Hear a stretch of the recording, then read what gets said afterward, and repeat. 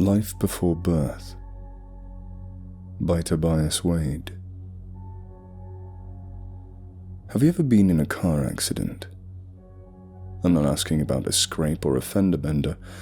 I'm talking about screech of rubber skidding so hard that you could smell it burning.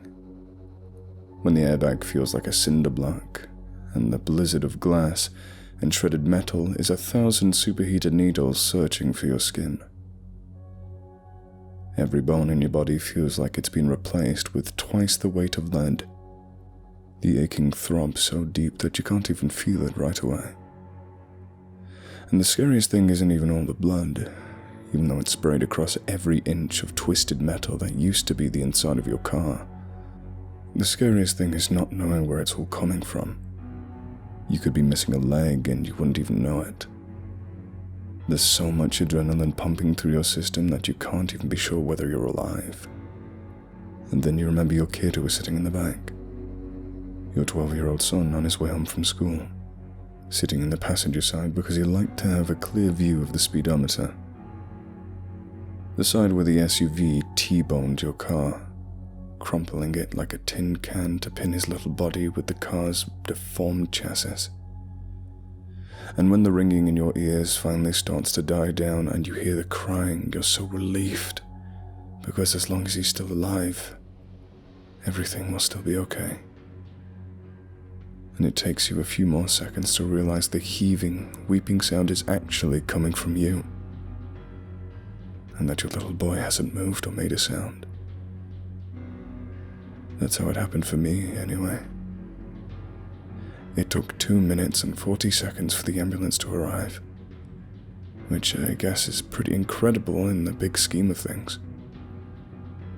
I was surprised when I heard a paramedic mention the number though, because I could have sworn it was at least an hour.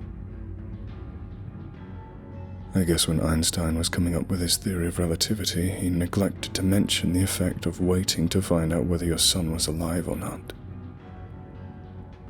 My son Kevin did survive though.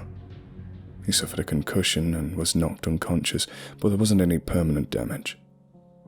The news was such a blessing that I couldn't stop laughing when the doctor told me.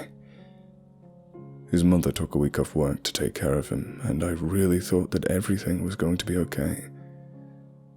At least until the night after the accident when Kevin asked me. You know how on cartoons they get hit and they see stars? Yeah, sure. I was trying to put him to bed and he always asked a lot of questions whenever he was looking to stay awake a little longer. I didn't see stars though. Did you? No.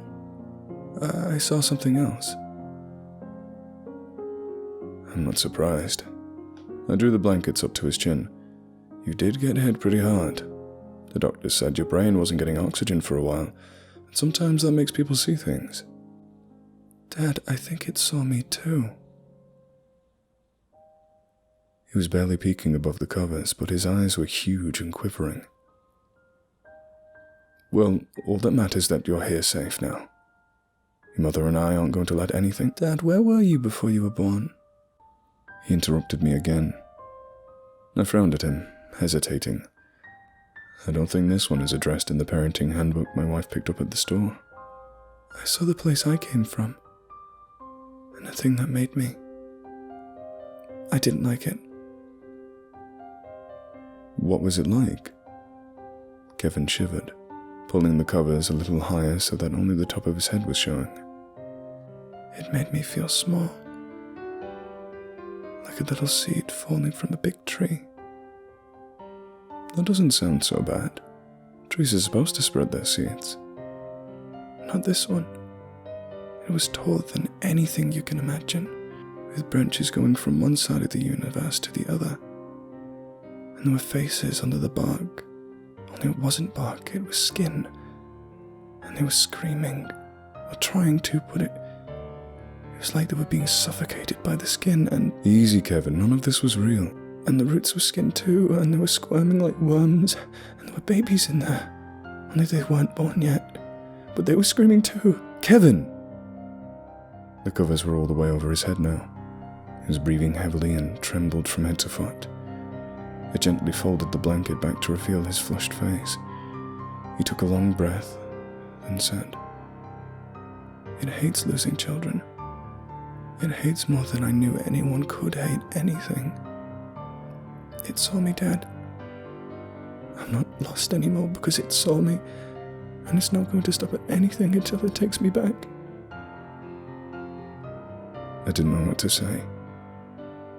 I kissed him on the forehead and told him it was a bad dream. He didn't look convinced, and maybe it was my fault.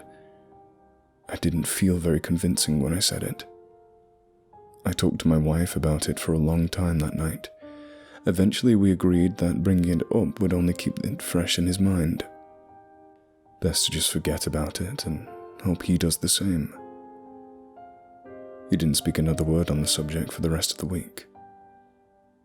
He was sad and quiet, spending long hours by himself in his fort behind the house. I didn't intrude on his space or push him though.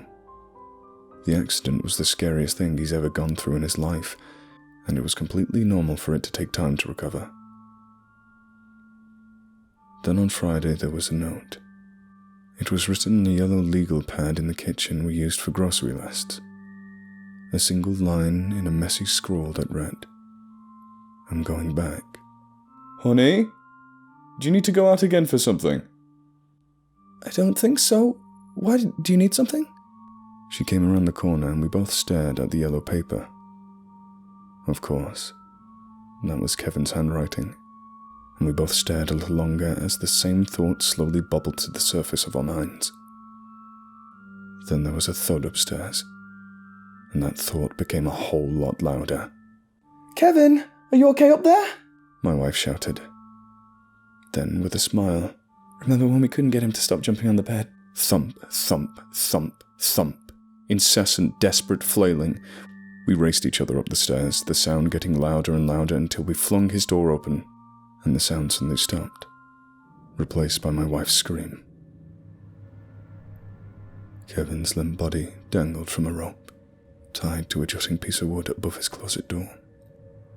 We rushed to take him down, tripping over the chair he'd stood on before he kicked it over. The thumping had come from his legs kicking in the closet whilst he choked, and now they weren't moving, and time stood still again. He never lost consciousness this time, though. We were all crying by the time we got the rope from around his neck. I remember saying, "You're never going to leave us, do you understand?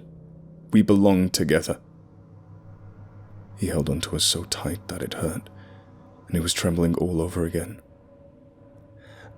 "I have to go, but I'm scared to go alone." "Never. Promise you won't go anywhere without me." I promise.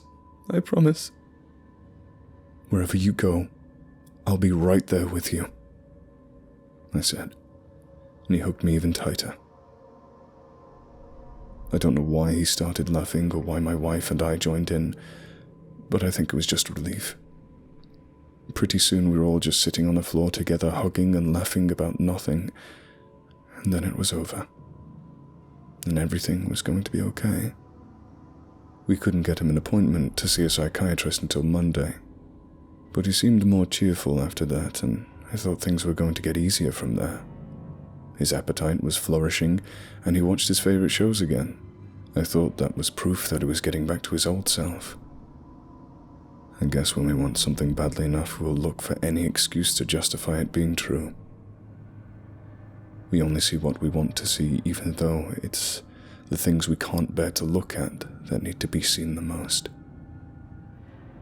The next note came on Sunday afternoon. He wrote, "I'll be at my fort if you want to come with me this time." I didn't need to look at my wife or ponder the clue.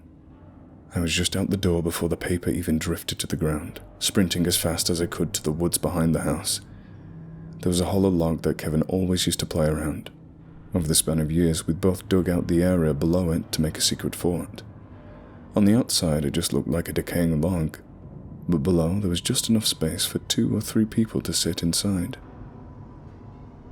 And all I could think about was his little body tucked away in that hole where no one would find him.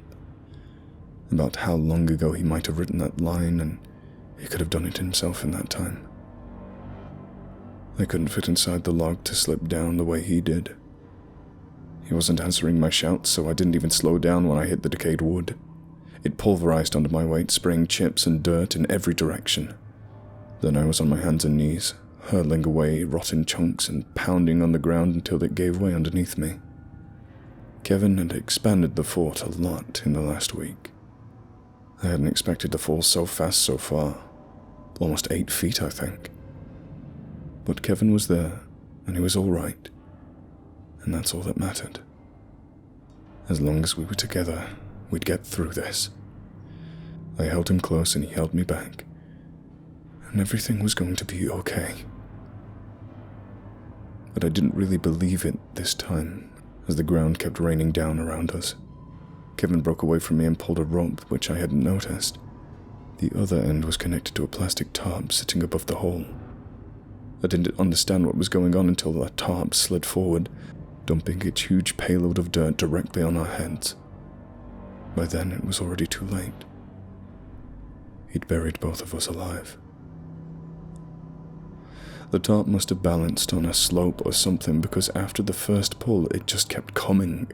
The torrent was so dark and thick that I had to hold my breath. I got a flash of Kevin gritting his teeth and hauling the rope. Then he was gone, lost in the avalanche that just sealed us together. I managed to catch his hand before the dirt trapped my arms against my body. I felt the pressure of it building around my chest, then up to my shoulders, packing around my neck, finally covering my head completely. The weight was so intense that I couldn't budge. I squeezed Kevin's hand and felt the pressure returned. He was holding on to me for dear life, for something dearer than life, which he'd thrown away so casually. But as the weight of the earth above us increased, the pressure from his hand was fading, growing limp. I was lucky that I held my breath so quickly. My expanded lungs occupied a little more space and gave me a small pocket of air. I tried to breathe as shallowly as I could, but even with the slightest intake of air, I could feel fresh dirt sliding in tighter around me, making it much harder to expel my next breath. A relentlessly constricting serpent, its coils drawing tighter and tighter around my chest. I was going to die.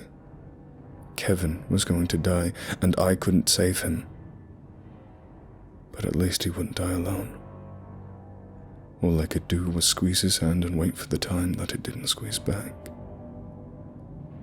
I started to feel dizzy as I labored harder and harder for air. The burning in my lungs mounted until my whole body felt like it was going to explode, and then slowly, it subsided. Or maybe it was still there. But I didn't feel so much because my consciousness was drifting off somewhere else. Somewhere else where it was still pitch black, but I didn't need my eyes to see the tree. That was what Kevin had called it anyway, although I would describe it more like a neural network, a billion tendrils connecting and separating to span across an infinite sky. Where two or more branches met, I'd see a face trapped beneath the tendrilled skin. All ages, all races, all expressing a myriad of human emotions. Some had jutting brows, bristling with hair like a Neanderthal, while others I could have passed on the street without thinking twice. But I can understand why Kevin said they were screaming. There was a sound coming from each, an infinitesimally small note in the grand symphony which encompassed me. Many were screeching, thrashing against the confines and howling in pain. Others babbled in an unknown language, laughing or crying like raving lunatics. Still others were tranquil, softly speaking a single word or phrase over and over again, though these too seemed mad and meaningless. I scanned face after face, looking for Kevin, somehow feeling that if only I could find him, then even now I could bring him home.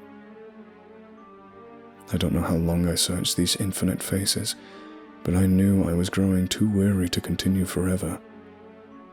I might have already seen him and passed by without noticing, There were so many faces that they all started to blend together and look the same. I was no longer able to even untangle their individual voices, each raucous note replaced by a mighty roar of their combined chorus, rising and crashing like the sea. I screamed for Kevin until my scream was all I was, my contribution devoured by the song until the two were one. The combination of our outpouring joined the music, together creating something awesome from the ugliness. All the chaotic dissonance of our senseless pain was an integral part of the greater harmony, though I'd never know it from focusing on any one of the mad faces individually. And though I couldn't find Kevin in their midst, I knew I must be hearing his voice somewhere in the chorus too. And somewhere far away in another world, I felt the ghost of small fingers squeeze my hand. My wife had found the note and followed us to the fort shortly after, keeping her wits about her enough to call the police. When I regained consciousness on the ground, the paramedics told me I was lucky to still be alive. I told them they were right. Forgive the poverty of my words, which seek to capture something too great to be confined. That hole was the tomb where I died and the womb where I was born. And now that I have seen the tree, I understand why Kevin knew he had to return, just as I will someday when I'm ready. They never found Kevin's body, despite excavating an area 4 times the size of the original hole. They never found his face in the labyrinth either, but I don't suppose that matters. Whether it laughed or cried or whispered to itself is irrelevant, because he wasn't any of the unfathomable billions of interchangeable faces. He was the song itself, beautiful, eternal, and never alone.